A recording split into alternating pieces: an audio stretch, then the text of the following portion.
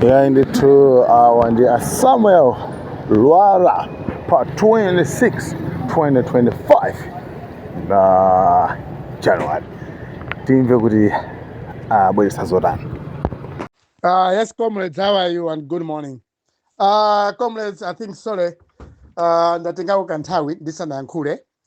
As I will normally say that nthawi zambiri ndimakhala ndili busy also looking into how best I can make my campaign better kuzafika September 2025. So nthawi zambiri ndikakhala kuti sindikuyankhulako mwina sindimatuma mavn kapena maaudio ndimakhala ndikupanga so understand the political environment mentilimo panopa. Komanso, I don't want to make mistakes again the way I did before. Ndikumpangira campaign chakwera tukupangira campaign chakwera ndi Chilima 2019-2020 elections. Panali zambiri zomwe sindinazione mkampeni mwathu. Sindimaona kusogolo. Timangopanga campaign basi kuti achakwera akhale pampando without seeing beyond that. As a result, ambiri ndamene tikulira panopa tinathandiza achakwera kulowa mboma. It's because when we're campaigning, timangopanga campaign yopanda nzeru. So campaign yopanda nzeru imakhala motere. Campaign yopanda nzeru janu mapanga campaign kungomchosapo msogoleri iniyo mulibe upangiri woyendesera boma. So I don't want to make that mistake again. And I'm also asking my friends, my people, my fellow campaigners, tikapanga campaign ya 2025, tisapanga campaign ngati meta khati upanga mbuyo. Even nthawi ya Bakiri Muluzi, tinapanga campaign yongo chosapo kamuzu, tilibe nzeru zoyendesera boma. Chimozi boma la bingwa Mtalika. Tinapanga campaign ku UDF unali kugawikana, anamtenga bingwa Mtalika kumika pampando without knowing the future. So chimozi a Joyce Banda sikuti ndimatenga kuti anali ndi president omwe ndimatenga serious. A Joyce Banda anakhala pampando so the president bwana wawo, the president died and Joyce Banda by virtue of the constitution anatenga usogoleri. I can't say kuti Joyce Banda boma lawo tingapeleke good example apart from kulumikiza imfa ya president iwaja kukhala pamene pacho.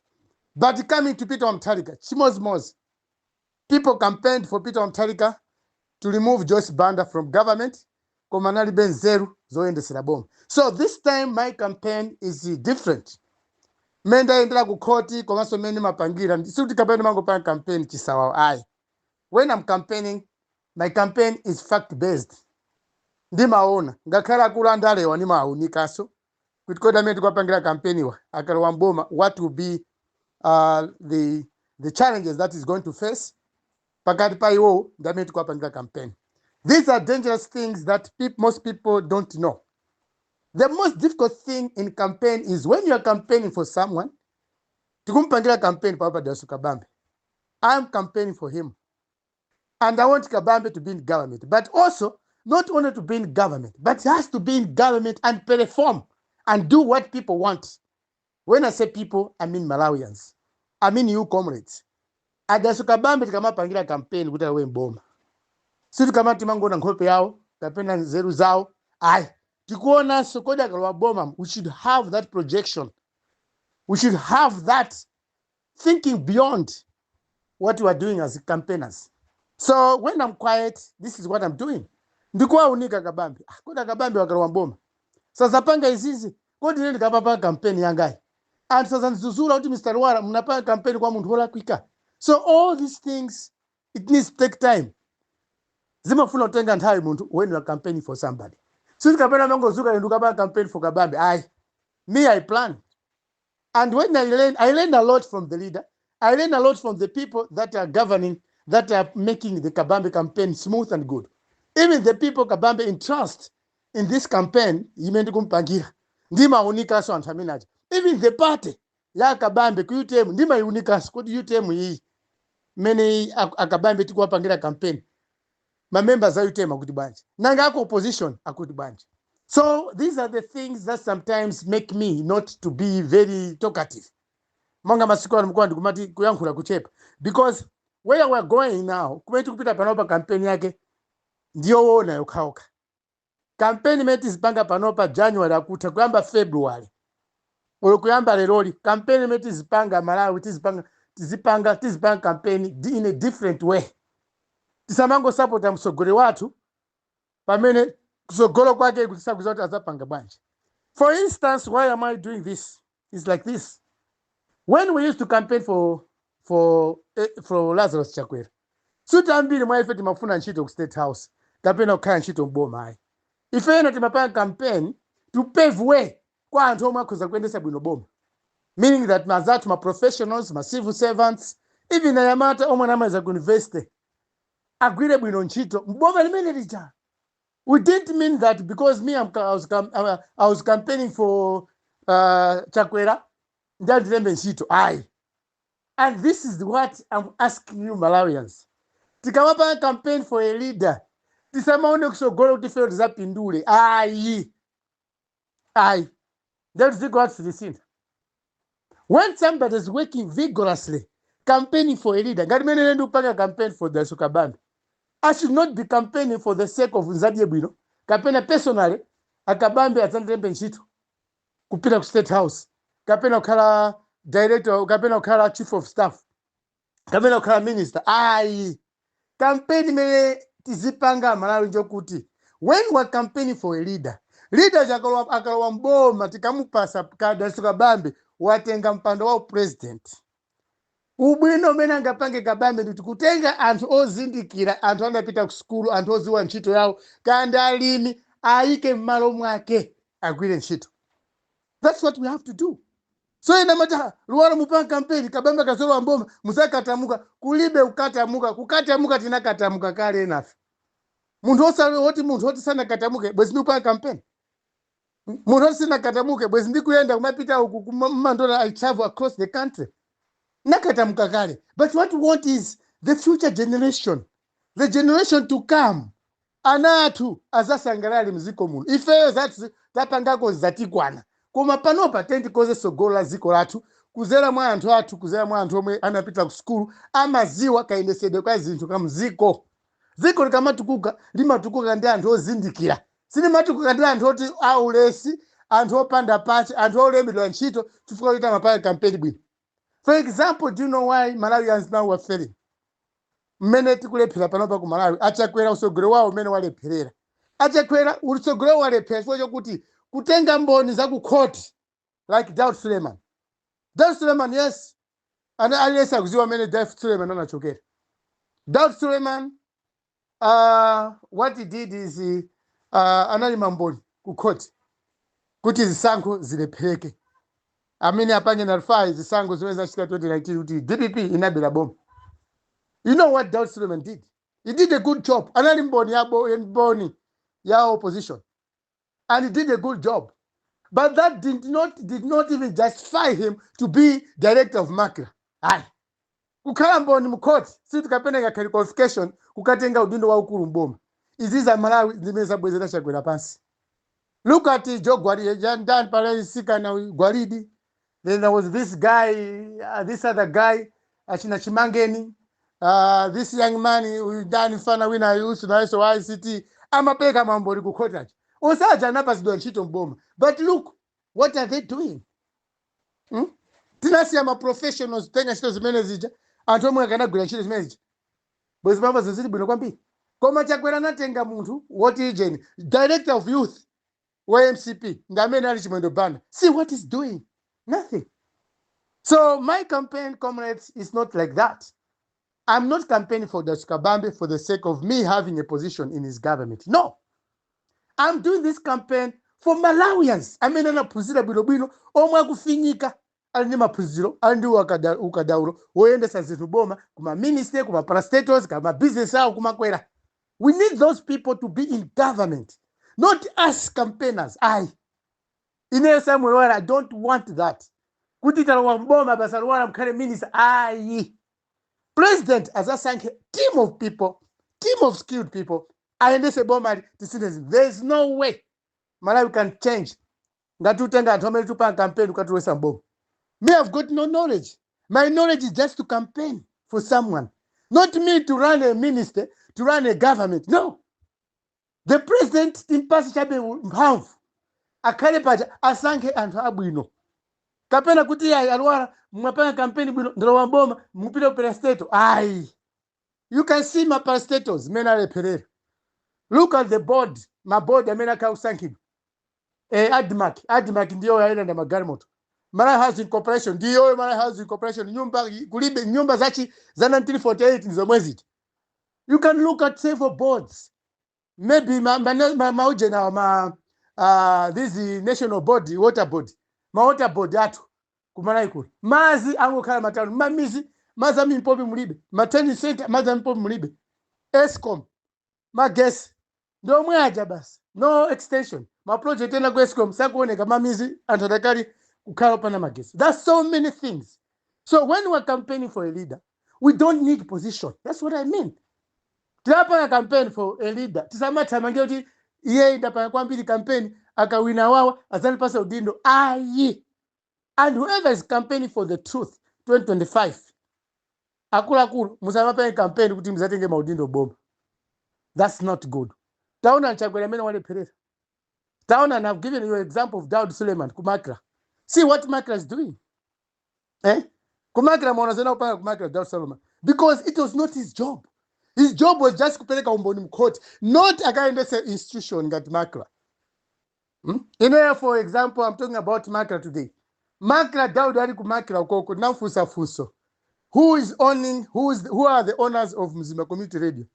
And now that Mzima Community Radio station enakenda iko sama ko Simbero. Just imagine. Well, the iko sama ko Simbero didn't even apply, didn't even know the radio. Inabwera bwanji wireless kumzima. Daud Suleiman as the head of Makra anandembera email. Here Mr. Lwara inuso munini hanu court. I said, which court? Which case? Ngani yo court mena Daud Suleiman. Sidi kuiziwa. But Daud Suleiman, I used to campaign with him.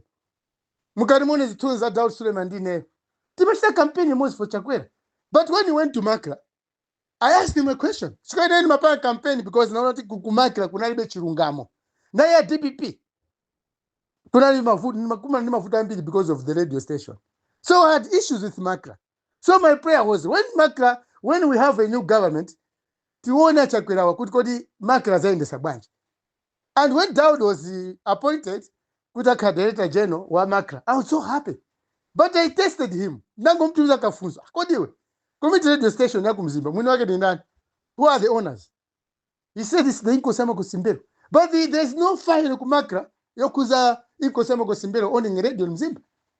All papers that are found kumakra anala email. Therefore, I said, okay.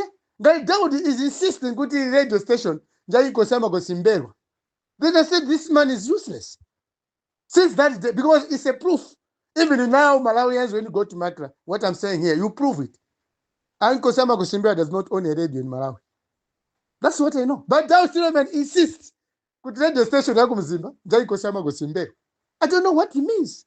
So, akula kulu tikamapa campaign, so tikabati ndi zeru. Zokuya zoti ngakama inde sama institution. Even the way I talk, I can't run a ministry. I can't run a parastatal as a chair, board chair, or even just a member of the board. So, comrades, my campaign is looking at that. I don't want to make mistakes. Kuti ndikapanga mistake. I mean ndikapanga campaign for kabamba kwa bomba. Inaweza tenge udindo. Aye. That's not good. We're killing our nation because of favoritism. Is this in Mexico Saboma pass? Look at the cabinet of cabinet. We own a cabinet Chakwera. 4 years. People like Zikali Ngoma. What can Zikali Ngoma do in the cabinet? Zikali Ngoma ngapakechani. Sam Kawali. This young man Gwengwe. What can they do? What are they doing? They can't change the face of this country. These guys, they know nothing. This finance minister Chachor. Out in the Mulimole Mera. If he's a rich person, I cannot go back and continue his industry of farming. Why taking a minister that does not even know anything? The $1 today is about 3,300 per market, per black market. And Chitora says he's a finance minister. He knows nothing about international relationships. We don't know why he came in as a minister. So, comrades, this is what I can share with you. We are so bad as a country because when we're campaigning for a leader, akawamboma, basi, Mr. Groja, azitupanga favor, aye. It's not like that. And my position is very, very rigid. I'm very, very standing on what I'm telling you, Malawians, comrades. You prove it when Kabambe gets into government. ndizaka na udindo. I'm happy. Kukoti kuja, when you remember, I'll give you this another example. Mordecai Msiska. Mordecai Msiska was a good lawyer. He represented the opposition Pamlando of Concord. Quitting my elections happened in 2019. And when he was given a ministerial position, he refused. This is what we call statesmanship. Statesmanship is not accepting everything. You have to judge yourself. You should have your limits. When you do something for the country, you should have a limit. For example, another example, good example on the global map, Nelson Mandela. Nelson Mandela fought hard. All his life was fighting for even against apartheid. And when he came to power, he only ruled for 5 years.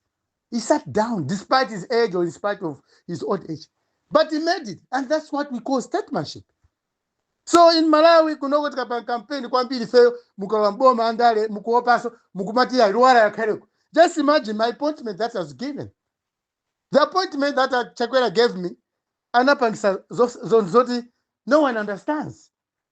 My grade, ya garden boy, kunjiku state house, the grade Q. The least grade, civil service. How can somebody appoint somebody, a campaigner, a good campaigner winner, Mamutenga Arikumakra. Winner Mamutenga, Lwara Mamutenga, the garden boy state house. Komato seven mapan campaign imozi. Kuta Chakwera Karen bomb. What is the justification? That's why, enough it kumakula ntima. Sutu kamene tudao utanalipa nshito zochepa. Aye. Kome fe nshito ya 2019, 2020 campaign for Chakwera ndi Chilima. Timafuna boma lisinthe. Akakhapo Chilima ndi Chakwera pampando. Kapera Chakwera ndi Chilima akakhala pampando. Asange anthu oyenerera mu cabinet. Asange anthu oyenerera aendese maparastatos. Asange anthu oyenerera ayika amalawi malo mwawo. Kandi alimi athandize akhale ma mega farms. Achoke from subsistence farming apite to productive farming, which are mega farms. We didn't mean that I made my campaign fail. Time is 2019, 2020. Tirowe mboma tikatenge maudindo. Ndife mbuli. That's why Timango yangu hatsawa John. Of course, we speak sense. We're speaking to shaking the government of the day. But in reality, we can't go beyond shaking the government. Ineniko yangu koma singapange zanzeru tikawaboma. Chimozi msogero wa ziko wakapa mpando. Suri kapena pae kangapage chiganizo minus consulting other people.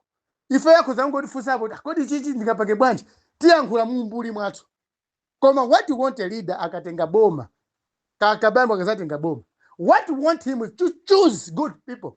He should understand who are the professionals, who are the farmers, who are the peasants. Zimezo mafurika. Koma songoti ya basi tawa boma. We are director of youth. Why you tell basi ni minister? Not like that.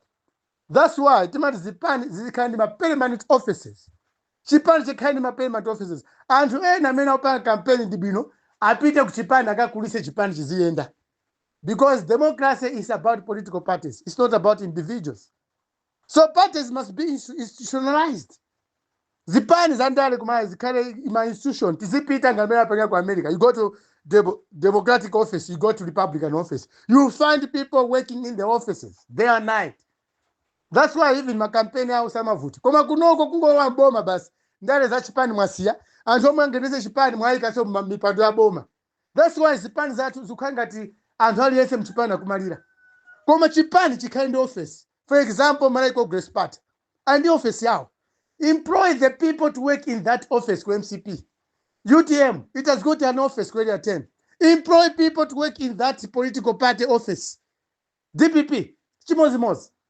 UDF, Chimozimos. Go to your offices. Employ people as party, as a political party. Rather than taking those people, all the professionals are nowhere to be seen. And even if I'm a professional arts now also, I do blame them. This fight we are fighting for, we need your support. You are the people to run the affairs of the government. You'll be part and parcel of the machinery. You will be helping the sitting president. I'm saying, kumutandiza tingachepese bwanji. Vuto also amafuta. Tingachepese bwanji. Mbavu ya dola. You are the people. And when we are campaigning for you, you must wake up. And that was in the grammar technocrats, the elite community or society. You must rise up as well. Help us.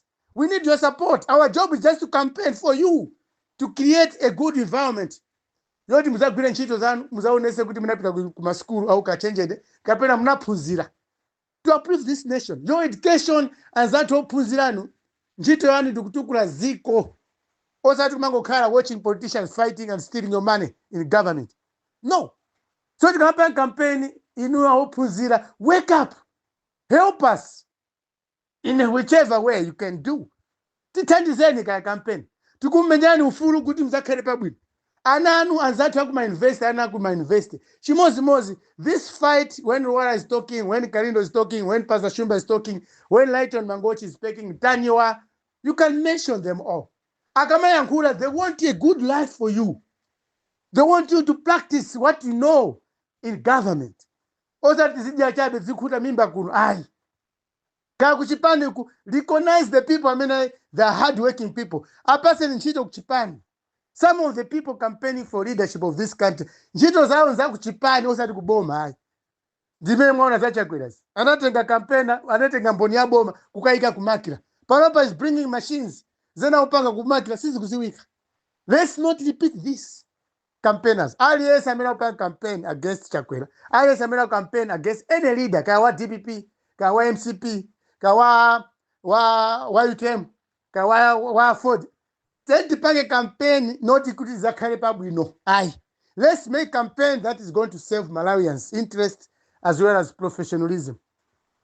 And those who want Chito as a great Chito Mwen Rera. Zikomo, good morning.